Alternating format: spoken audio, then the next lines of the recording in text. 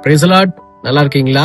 இந்த நாளிலும் கூட பாருங்க, இந்த திங்கட்கிழமை நாள் தேவன் தந்திருக்கிற ஒரு வாக்கு தத்துவம் நீதிமொழிகள் 1:7 முதல் வரியை நான் வாசிக்கிற பைபிளை கவனிச்சு பாருங்க. கர்த்தருக்கு பயப்படுதலே ஞானத்தின் ஆரம்பம். இன்னைக்கு நம்ம வாழ்க்கையை நடத்துவதற்கு, குறிப்பா அந்த 2025 ஞானம் ரொம்ப அவசியம். நாலேஜ் ரொம்ப அவசியம். வேலை செய்வதற்கு ஞானம் வேணும், படிக்கிறதுக்கு ஞானம் வேணும், ஏன் ஊழியம் செய்வதற்கு ஞானம் வேணும், சபை நடத்துறதுக்கு, குடும்பம் நடத்துறதுக்கு, பிசினஸ் எதா இருந்தாலும் ஞானம் ரொம்ப அவசியம். நிறைய பேருக்கு இந்த ஞானம் இல்லாதனாலதான் நம்முடைய பேச்சுல தப்பு பண்ணிடுறோம். ஞான குறைபாடுனால நிறைய காரியங்களை நமக்கு இடரெல்லாம் மாறி விடுகிறது. அப்ப அந்த ஞானம் ரொம்ப அவசியம். அப்படிங்கிற போது ஞானம் எப்ப உண்டாகும்னா, வசனம் சொல்லுது, கர்த்தருக்கு பயப்படுகிற பயத்தினால மட்டும்தான் ஞானம் உண்டாகும்.